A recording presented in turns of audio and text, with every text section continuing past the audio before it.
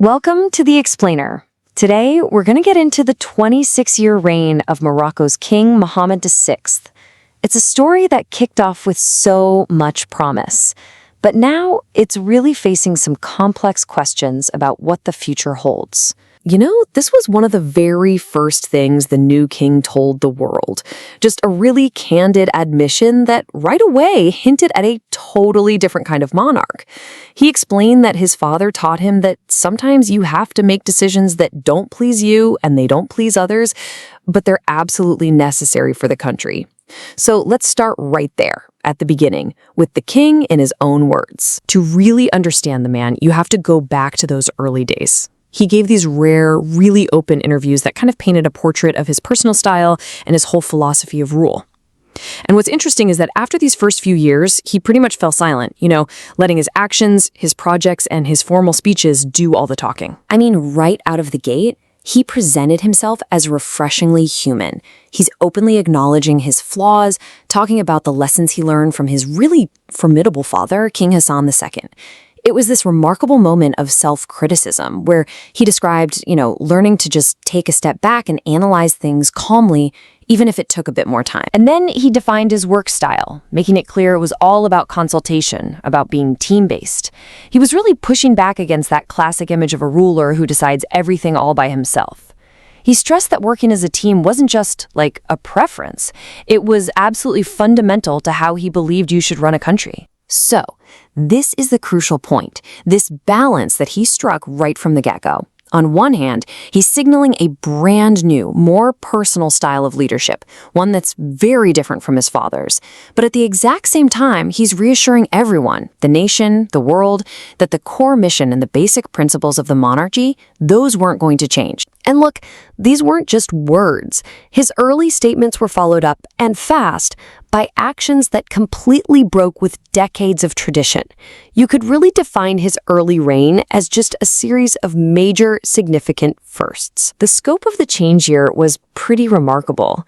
We're not talking about minor tweaks. I mean, these changes ranged from the deeply symbolic, like ending the tradition of keeping the royal spouse completely hidden from public view, to the deeply political, like confronting the painful years of lead, that whole period of state repression under his father, and even reforming the very structure of the government. This story, wow, it's a perfect example of his early approach to reconciliation. So the committee that was organizing these televised hearings for victims of his father's era, they had a problem.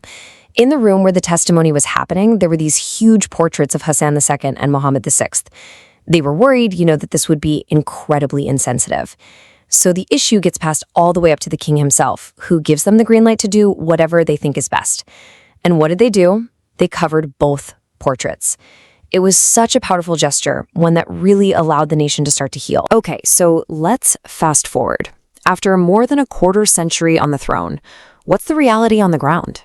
Well, his reign has really produced two very different and often contradictory stories. And this is where you see the core paradox of modern Morocco. On the one side, you've got these huge, visible achievements. We're talking high-speed rail, massive new ports, major wins on the diplomatic stage. But on the other side, you have these deep, persistent social problems in healthcare, in education, and especially with jobs that just remain stubbornly unresolved. And that's creating this widespread inequality. So this stark contrast, it leads us directly to the central dilemma of Morocco today. It's a challenge that honestly wasn't really there at the start of his reign, but it has now come to define this political moment, and it's probably going to shape the entire final chapter of his rule. See, over time, a new and really fundamental problem started to creep in.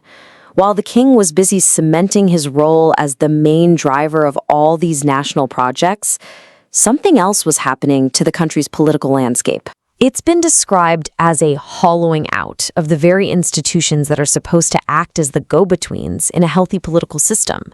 With political parties, with unions, with the press all weakened, there are very few credible partners left standing between the monarchy and the people. And what happens?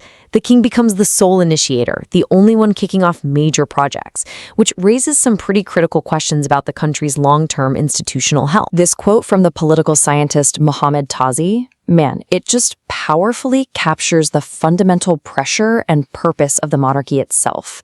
It suggests that the ultimate goal isn't about short-term political wins or popularity contests. It's about ensuring the long-term stability and really the survival of the institution, and by extension, the entire nation. It's a daily job of protection. And so, that leaves us with this final, crucial question. The very same monarch who surprised so many people with his bold firsts at the beginning of his reign is now presiding over a political climate that a lot of observers think is in desperate need of another major reform. The young king who promised to surprise the world isn't young anymore, but a lot of people are still holding out for one last surprise. The question is, will he deliver it? Well, that remains the great unwritten story of his reign.